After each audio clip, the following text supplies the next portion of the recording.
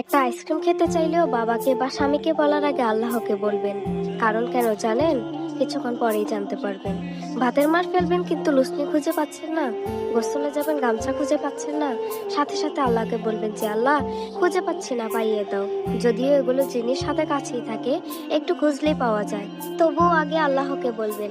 আমার ছেলে ঘুমের মধ্যে পুরো বিছানায় গড়াগড়ি করে, খাটের মাথায় গিয়ে বাড়ি খায়, নয়তো নিচে পড়ে যায়।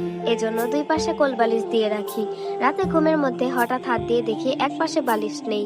ঘুমের মধ্যে উঠে বিছানার চারপাশে খুঁজলাম, পেলাম না। বিরক্ত হয়ে শুয়ে পড়লাম। তখনই মনে খেয়াল আসলো, আল্লাহ তো জুতার ফিতাও চাইতে বলেছেন। আচ্ছা আল্লাহকেই বলি, বলে আবার খোঁজা শুরু করলাম। আলহামদুলিল্লাহ পেয়ে গেলাম, অথচ সেই একই জায়গায় মাত্রই দেখেছি, কিন্তু পাইনি। বড় বড় বিপদ ছাড়া আল্লাহকে বলার অভ্যাস নেই আমাদের, কিন্তু বলা উচিত, তাহলে জীবন সহজ হয়ে যায়। কারণ লুসনি বা গামছা যেটাই হোক, প্রত্যেকটা জিনিসেরই মালিক আল্লাহ। এই ছোট্ট জিনিসটাও আল্লাহর ইচ্ছে ছাড়া ফিরে পাওয়া সম্ভব না। যতই নাগালে থাকুক বা চোখের সামনে থাকুক, তাই খুঁজবেন, কিন্তু আল্লাহকে বলে নিবেন। একটা আইসক্রিম খেতে চাইলেও হাজবেন্ড বা বাবাকে বলার আগে আল্লাহকে বলবেন। এই ছোট্ট জিনিসটা কিনে দিতে কোনো বাবা বা হাজবেন্ডই না করবেন না। কিন্তু এমন হতে পারে যে তাদের আনার কথা মনে থাকলো না, কিংবা আনার পথে হারিয়ে গেল, বা কোনোভাবে নষ্ট হয়ে গেল। কিন্তু আল্লাহ ইচ্ছা করলে যেভাবেই হোক আপনার হাতে পৌঁছে যাবে।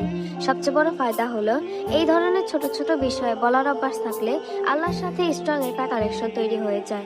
তখন বড় বড় বিপদে মাথা ঠান্ডা থাকে। নয়তো আমরা প্যানিক করে ফেলি, হসপিটালে যাই, হাজার হাজার টাকা ঢালতে থাকি, এর কাছে বলি ওর কাছে দৌড়াই, এই সেক্টরে পরিচিত উচ্চ পদস্থ কে আছে খুঁজতে থাকি। সবশেষে যখন কোনো কাজ হয় না, তখন আল্লাহকে বলি। অথচ শুরুতেই আল্লাহকে বললে আল্লাহ বিষয়টা সুন্দরভাবে সুন্দরতম উপায়ে সহজ করে দিতেন।